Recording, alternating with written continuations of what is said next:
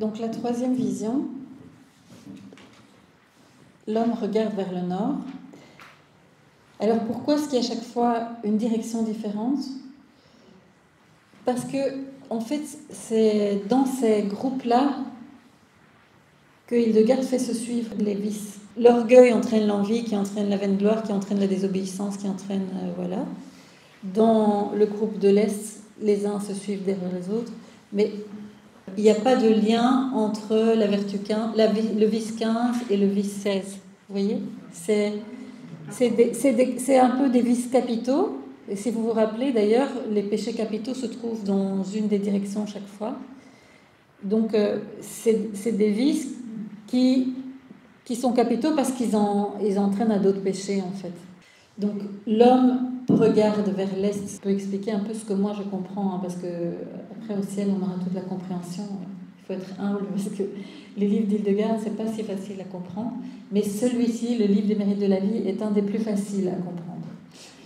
En fait, vous avez remarqué, vous l'avez dit hier, que les vices se suivent les uns après les autres. Hein. Mais si on regarde bien, le premier groupe, ça se suit, et puis le dernier du groupe 1, elle n'en parle pas, elle ne dit pas que celui-là amène l'autre du groupe suivant. C'est comme s'il y avait des directions différentes dans l'homme de péché. Hein. Il y a vers l'Est, ici on va voir l'orgueil, l'envie, la vaine gloire, la désobéissance, l'infidélité, le désespoir et la luxure sont un groupe qui va se tenir, qui va se succéder, et dans les autres aussi ça se succède, mais c'est séparé, je veux dire. D'accord ? C'est pas 35 qui se découlent les uns des autres comme ça. C'est par 5 groupes différents. 5. Parce qu'après, il y a tout l'horizon. Il ne faut pas chercher une correspondance anatomique, mais par contre, l'homme, il reçoit en effet de l'eau d'abord jusqu'aux pieds, puis jusqu'aux genoux, puis jusqu'aux cuisses, puis jusqu'à la poitrine, et puis ça couvre sa tête. Ça veut dire que ça concerne quelque part les vices ou les vertus qui ont trait avec cette partie du corps.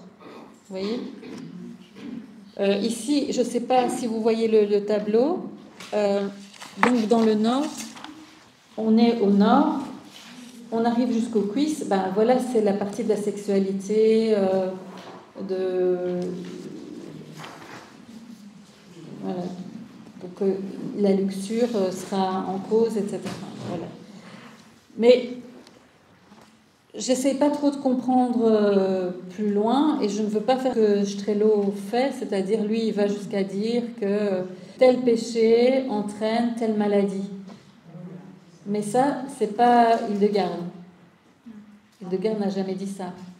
Voilà, elle n'a jamais fait de lien entre un péché et une maladie. Ce que fait Strello dans son livre des mérites de la vie. Alors, Wiegard Strello, c'est le successeur quelque part de Erska en Allemagne, qui a repris, qui a écrit des livres sur Hildegard, et qui avait ouvert un lieu de consultation là-bas en Allemagne. Voilà, il est d'autre part, il a beaucoup de qualités, hein, mais sur cet aspect-là, je suis vraiment pas d'accord, et j'en ai écrit un article sur mon blog. Je suis pas d'accord avec la façon dont il a écrit le livre La guérison du corps, de l'âme et de l'esprit, parce qu'il a utilisé le livre des mérites de la vie pour y ajouter des choses qui ne sont pas d'Hildegard, qui sont sa propre hypothèse, sa propre vision des choses, mais sans dire que c'était sa vision, sans être honnête intellectuellement pour dire c'est moi qui dis ça. Et qu'est-ce qu'il dit ? Il dit eh bien que comme il y a 35 vices et vertus et qu'il y a 34 vertèbres, chaque vice et vertu correspond à une vertèbre. Et donc, tout ce qui est énervé dans cette vertèbre-là et qui donne les maladies dans tel endroit, c'est la punition pour le vice un tel. Et alors, les gens sont entrés dans ça parce qu'ils croient que c'est Saint Hildegard qui a dit ça, mais jamais de la vie. Et c'est très important de remettre l'église au milieu du village. Non, il n'a pas reçu cette information. Il a imaginé cette information. Il est malhonnête intellectuellement, désolé. Ça, c'est grave, parce que, bon, il a écrit ça avant qu'Hildegard soit docteur de l'Église, Mais maintenant, Hildegarde, elle est docteur de l'Église et on doit bien se dire, bon, lui, il n'est pas catholique aussi, c'est important de savoir, il est protestant. Il est protestant, mais pratiquant, j'en sais rien, je veux pas juger cette personne, hein. Il a apporté de bonnes choses par rapport à Hildegarde. Mais il est important de dire que là, il y a une malhonnêteté intellectuelle, qu'Hildegarde n'a jamais dit ça, qu'elle ne fait pas un lien entre un vice et une maladie. Parce que chez les protestants, il faut savoir qu'il y a cette vision un peu chez les évangéliques, quand vous allez prier dans une assemblée de guérison, si vous priez avec toute votre foi, vous devez obtenir la guérison. Et si vous ne l'obtenez pas, c'est que vous n'avez pas prié avec assez de foi ou que vous n'êtes pas assez... voilà. Il y a quelque chose chez les protestants qui dit quelque part que la maladie vient du péché d'office. Or, ce n'est pas la vision catholique, ce n'est pas la vision que le Seigneur donne dans plusieurs révélations. À Medjugorje, la Sainte Vierge dit, quand vous priez pour un malade, priez comme ceci. Seigneur, si c'est possible pour toi de le guérir, que ta volonté soit faite. Parce qu'il y a des maladies qui sont pour la gloire de Dieu et qu'on accepte pour notre sanctification et comme un chemin pour notre salut et pour le salut des autres autour de nous. Et il y a des maladies qui sont aussi pour la gloire de Dieu, dans le sens où le Seigneur, comme il l'a dit aux ses apôtres, il a dit, mais cette petite fille, est-ce qu'elle a ses parents ou c'est elle qui ont péché? Ni elle ni ses parents, mais pour que la gloire de Dieu se manifeste, et il l'a guérie. Parce que maintenant, la gloire de Dieu s'est manifestée par la guérison. Mais il y a en effet des maladies qui viennent de péché. Ça, je ne le nie pas. Et d'ailleurs, Hildegarde va en parler dans le livre Causae Curae. Elle va dire, il y a des gens qui s'abstiennent, je vous en ai parlé, pas de toutes sortes de nourriture, ils mangent tellement, qu'ils finissent par tomber malades. Mais ça, la gourmandise, on l'a tous compris, Jean-Paul II en a parlé aussi, ceux qui n'ont pas de sobriété finissent par tomber malades de quelque chose. Ok ? Il y a beaucoup de maladies, c'est vrai, qui viennent de la gourmandise et du fait de manger mal. Ça, on est d'accord. Et elle va dire que la luxure apporte aussi ces maladies. Dans La vraie vie en Dieu, Jésus va dire à cela, le sida, c'est un châtiment de ma part pour les péchés de la chair qui se sont répandus un peu partout. Mais donc, Hildegarde n'a jamais dit « tel vice amène tes maladies ». C'est juste ça, voilà. On ne peut pas nier qu'il y a des vices qui amènent des maladies. Mais on ne doit pas non plus croire que toute maladie vient d'un vice. D'accord ? On doit demander au Seigneur, si ma maladie, elle vient d'un dérèglement dans ma façon d'agir ou de faire, Seigneur, aide-moi d'abord à guérir dans mon âme pour que mon corps guérisse. Hein, c'est indubitable. Mais si cette maladie est pour ta gloire et que je dois la porter, voilà, on va de toute façon tous mourir de quelque chose. On est mortel. Et il y a des grands saints qui ont porté des croix de souffrance et qui les ont offertes, et par ce biais-là, on a obtenu des fruits pour eux et pour les gens autour d'eux. Donc c'est vrai que c'était une bonne question que tu as posée. Alors on arrive donc à cette troisième vision et on va voir donc l'orgueil auquel va s'opposer l'humilité. Alors il est vraiment moche l'orgueil, comme tous les autres vices d'ailleurs. Et vous voyez, la vertu d'humilité, elle a Jésus sur sa poitrine. L'orgueil dit ceci: je crie au-dessus des montagnes.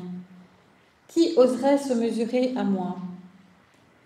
J'étends mon manteau sur les collines et les paysages et je refuse que quiconque se mette sur mon chemin. Je sais que personne ne parvient à m'égaler. Hildegarde dit ceci: l'orgueil est le début de tous les péchés. La matière est la matrice de tout le mal, car c'est lui qui a fait exclure l'ange du ciel et qui a fait expulser l'homme du paradis. C'est également lui qui tend des pièges aux âmes, voulant retourner à la vie en effectuant de bonnes actions jusqu'à ce que ces actions soient accomplies et qui les spolie de leur récompense céleste. Trop souvent, les hommes sont prisonniers du produit de leurs bonnes actions, car l'orgueil leur en confisque le saint salaire. Donc on fait des bonnes œuvres, mais on s'enorgueillit juste après, fini, plus de récompense céleste pour la bonne œuvre qu'on a faite. Les yeux du personnage sont de feu, car ses intentions brûlent de méchanceté. Son nez est couvert de morve, car sa déraison le salit sans mesure. Il a la bouche close car il nie Dieu. Il lui manque les bras et les mains, car son pouvoir et ce qu'il fait mènent à la mort. De ses épaules partent des ailes de chauve-souris, car au ciel comme sur terre, il prépare une défense qu'il présente comme imparable, et il ne vole pas directement vers la justice, mais vers la décevante et nocturne tromperie. Il a un torse d'homme, car il entretient la vaine arrogance en son cœur, sur lequel sont insérées directement des pattes de sauterelle, car il montre des limites du chemin inadéquat et instable qu'il emprunte dans sa suffisance et sa vaine gloire. Il n'a pas de ventre ni de dos, car il n'offre à personne de nourriture consistante permettant de persévérer dans le bien. Il n'a pas de cheveux ni de vêtements, car l'orgueil dans son esprit s'avance sot et nu, dépourvu de la protection de la prudence et du vêtement de la rédemption. Il est entouré des ténèbres, car il est entièrement voué à sa perte. Il porte une raie sur le menton, car il exhibe son mépris pour ceux qui reconnaissent Dieu omniscient. Voilà comment l'orgueil se comporte depuis ses débuts insolents. Il s'oppose à Dieu, mais il ne peut l'égaler, puisqu'il a sévèrement été condamné à la perdition.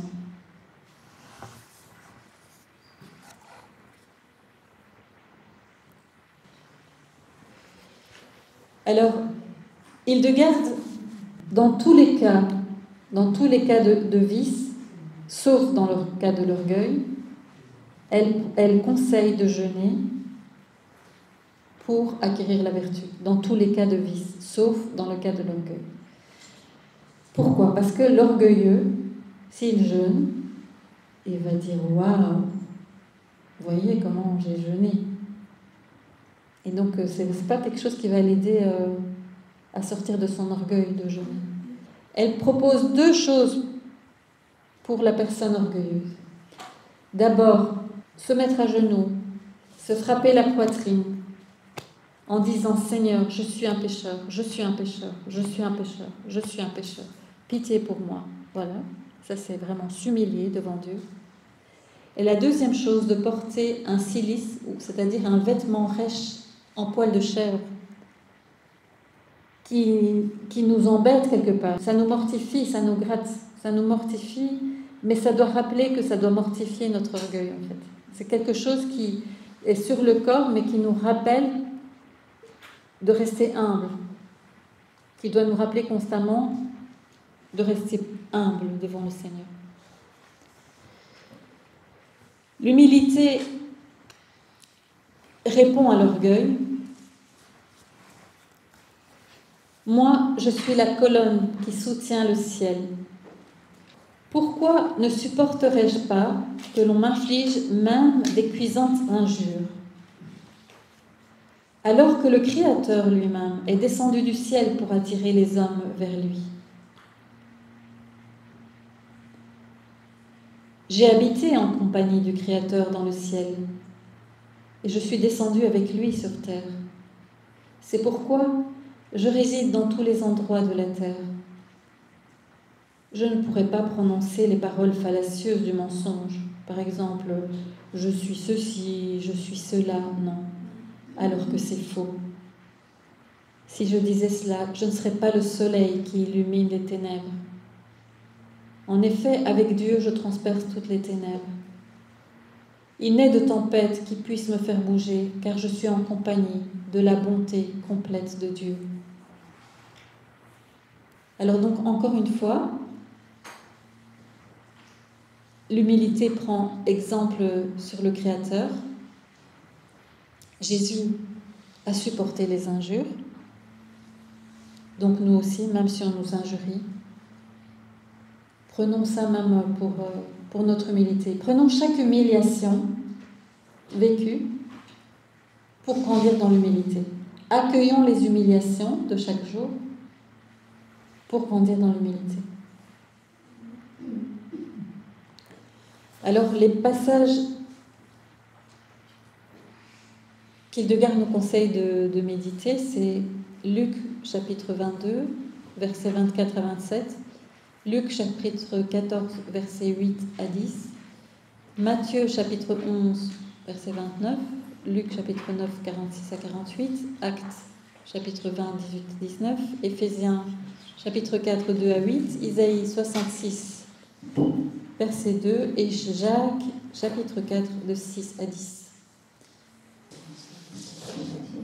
Alors, pour l'humilité, voici un enseignement de la Sainte Vierge qui a été donné donc à Vasula Reiden pour nous. C'était en Suisse le 23 mars 1991. Ayez ma paix, enfants de mon cœur, Dieu est au milieu de vous, et son royaume est proche de vous. Si vous avez des yeux, vous le verrez.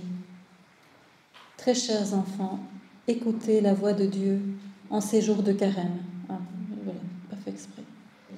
Écoutez la voix de Dieu en vous diminuant, pour que Dieu puisse augmenter en vous. Effacez-vous pour que son esprit puisse être vu en vous. Mourrez à vous-même afin que Dieu puisse vivre en vous. Soyez rien pour qu'il puisse être tout.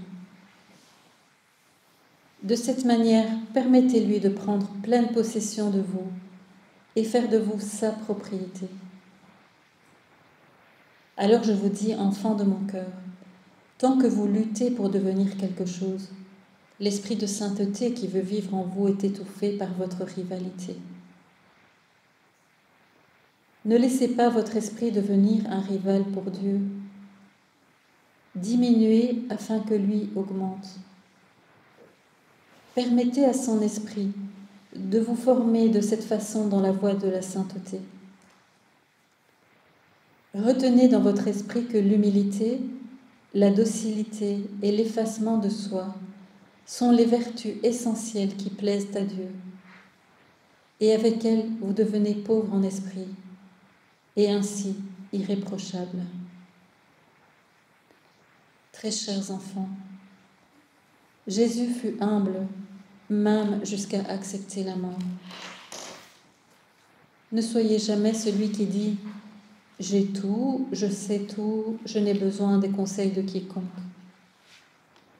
Restez pauvres, soyez pauvres, afin que dans votre pauvreté, Dieu puisse régner en vous et être roi. Ne permettez à aucune vanité de vous vaincre. Mes prières sont pour que votre sainteté augmente en celui qui vous a créé et que votre amour les uns pour les autres s'accroisse et déborde pour purifier ce monde de sa méchanceté et de son apostasie.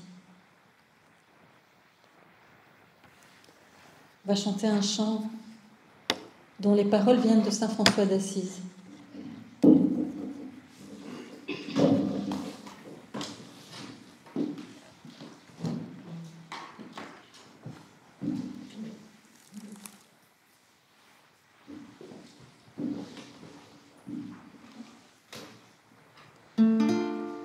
Admirable grandeur et tourmente bonté du Maître de l'univers qui s'humilie pour nous, point de se cacher dans une petite hostie de pain. Regardez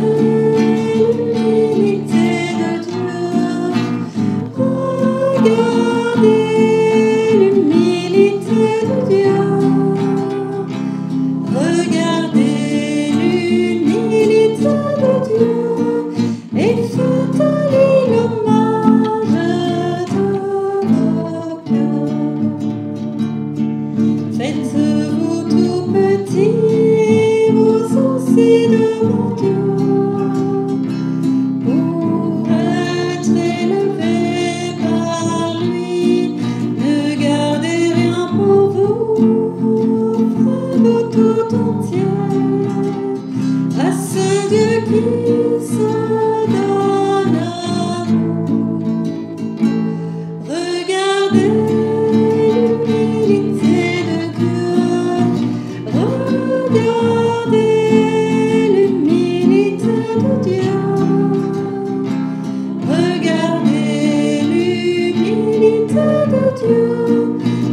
te dis l'hommage devant Dieu.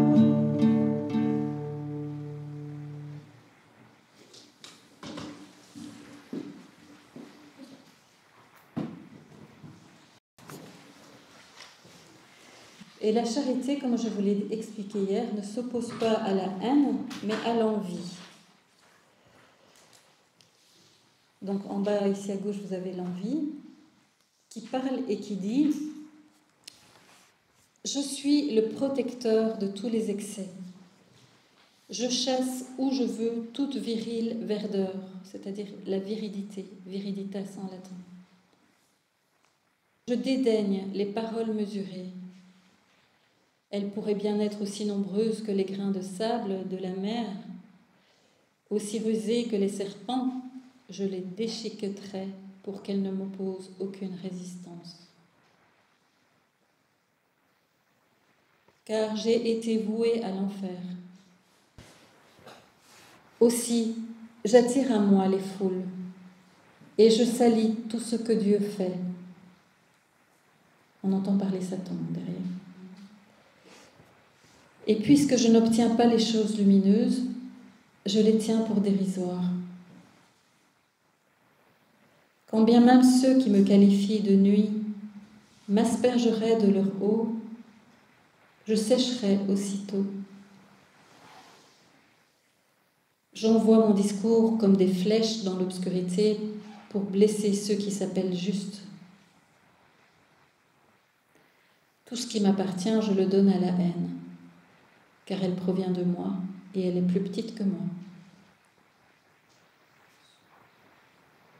Vous voyez qu'on parle quand même de la haine, mais que l'origine de la haine, c'est l'envie. L'envie accompagne l'orgueil, dit Hildegarde, car ses actions allument un incendie dans tous les péchés. Quand les hommes se montrent orgueilleux, ils se mettent à envier autrui, ce qui les incite à pratiquer d'autres péchés. L'image de l'envie est monstrueuse, car le diable la met au cœur de toutes les actions qu'il accomplit. Il envie les hommes qui aspirent à la béatitude céleste. Il a une tête et des épaules d'homme, mais des mains d'ours, car quand il prend une décision, il n'évalue pas ses semblables en fonction des préceptes de Dieu. Mais il porte sur ses épaules l'injustice, usant sciemment de fourberie et de pouvoir, diffuse insidieusement le mal parmi les autres hommes en utilisant l'intelligence humaine dont il dispose. Par cette action, il pratique la cruelle prédation et la rapacité sauvage qui ne convient qu'aux bêtes, en démolissant, détruisant, réduisant à néant d'une manière violente et âpre tout ce qu'il peut. Sa poitrine, son ventre et son dos excèdent considérablement les dimensions humaines. Car un envieux utilisera son intelligence, son habileté, son énergie de façon violente et tortueusement malveillante. Car on trouve dans l'envie la suffisance rageuse et acerbe d'une agressivité exagérée qui ne connaît aucune mesure. Il a des pieds en bois, car l'envieux, poussé par ses désirs charnels, tend vers de nombreux autres péchés. Il souffle des flammes par la bouche, car les intentions de l'envie sont cuisantes comme des vipères, et dans les paroles qu'elle prononce, elle allume parmi les hommes l'incendie du mal qui les fait brûler. Il ne porte pas de vêtements, car l'envie n'a jamais revêtu le bien. Elle ne veut ni la justice, ni aucune forme de loi. Il est totalement plongé dans les ténèbres, car l'envie plonge dans l'amertume de l'impiété tous les hommes qu'elle tient en sa possession, afin qu'ils empêchent le cheminement des autres.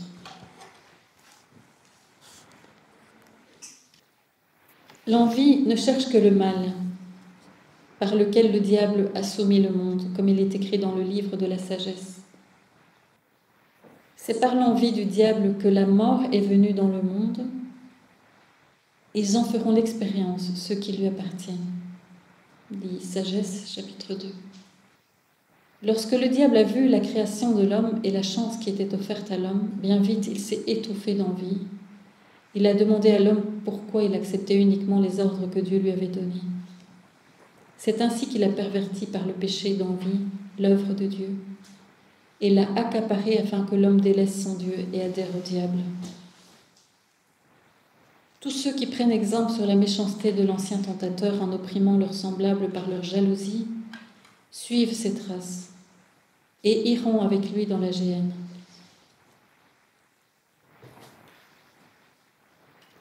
Les envieux détestent le bonheur qu'ils voient et reconnaissent chez les autres. Et ils s'en défient, mais ils prétendent atteindre le succès par des voies droites et justes. L'envie opprime en les blessant ceux qui veulent lui tenir tête.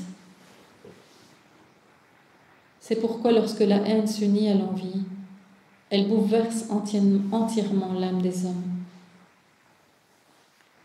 En effet, l'homme qui éprouve de la haine dans la noirceur de l'envie est dénué de la chaleur de l'Esprit Saint, par lequel s'est levé le jour heureux et éternel de la joie. La haine est dépourvue de cette joie, car elle ne se réjouit pas du bonheur d'autrui, mais elle le déchire avec les dents d'une rancœur mordante. Voilà pourquoi l'envieux se rend pareil au diable, qui a commencé à éprouver de la haine dès le premier jour, ce qui lui a fait perdre tous les ornements du ciel. Il avait essayé de s'opposer à Dieu par envie et par haine.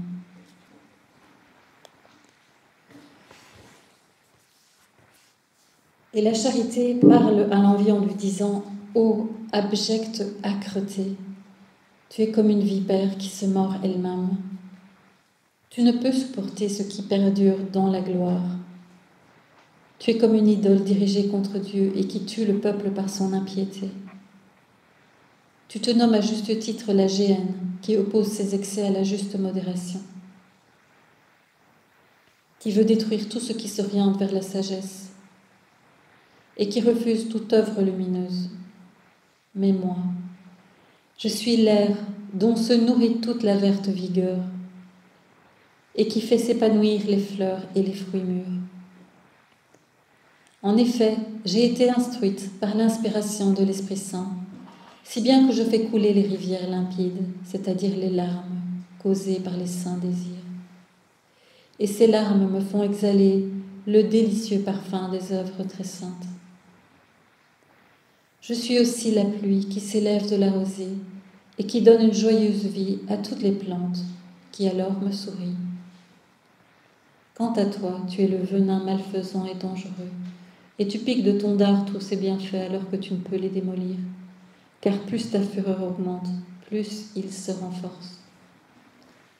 Et alors que tu apparais dans ta mortalité, leur force se vivifie, et par la puissance de Dieu, des fleurs poussent sur la vigne.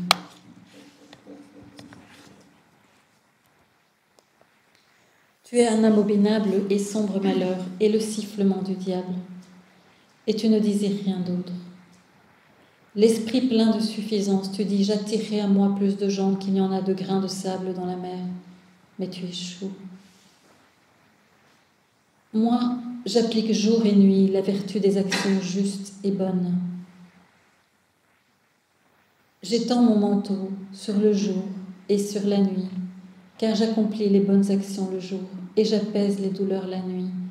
Personne ne peut me reprocher la moindre faute. Je suis la serviable compagne aux côtés du trône de Dieu. Et Dieu ne me cache aucune de ses décisions. Je suis le mariage royal, et tout ce qui appartient à Dieu m'appartient aussi. Et alors que le Fils de Dieu a annulé les péchés des hommes avec sa tunique, je pense les plaies avec le plus fin des lins. Tu devrais avoir honte, car tu es le contraire de l'amour. Je suis descendue sur la terre avec le Verbe incarné de Dieu, et une multitude de croyants armés de dons justes et bons a été rendue parfaite par moi. On peut regarder le personnage de la charité. Ah oui, ici j'ai pris, c'est dans le Chivias aussi, c'est les trois vertus. Ah oui, c'est amour, humilité et paix, pardon. Alors la charité, c'est évidemment Dieu. On est invité à méditer Jean chapitre 13, verset 34, verset 1, Jean 15, 9 à 12, Matthieu 22, 40, Romains 13, 8 à 10 et 1 Corinthiens 13, 4 à 7. Sur la charité. La paix soit avec vous. Mes fils et mes filles, laissez-vous vous ouvrir afin que Jésus entre dans votre cœur et vous guérisse. Aujourd'hui, mon message vous rappellera qui est Jésus. Jésus est la source de l'amour sublime, la lumière du monde. Pour vous sauver, il endura la croix, sans tenir compte de l'infamie qu'elle implique. Il est doux et humble. Venez le reconnaître comme votre Dieu, car le reconnaître est la vertu parfaite. Sentez-le, sentez sa sainte présence. Apprenez à le compter parmi vous. Apprenez à dire non.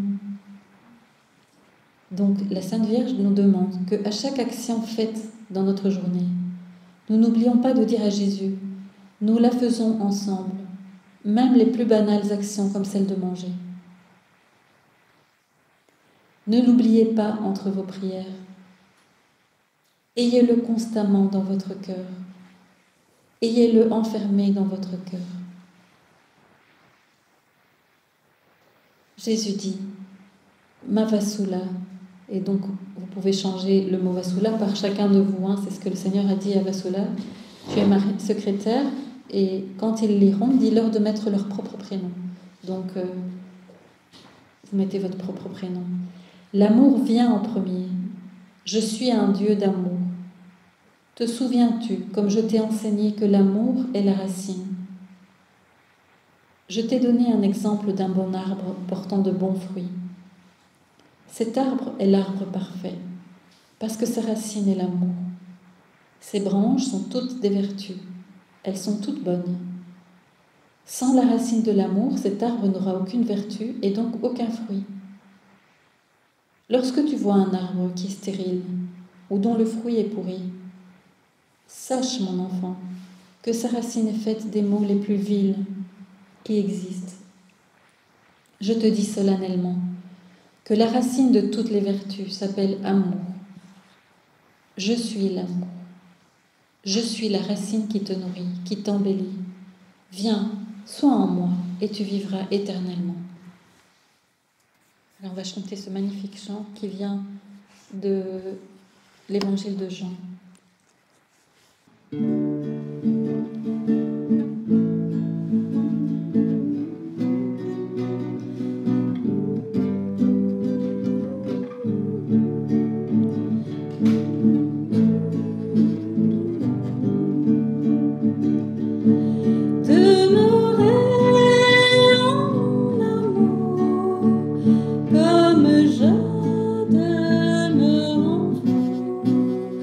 Ainsi tout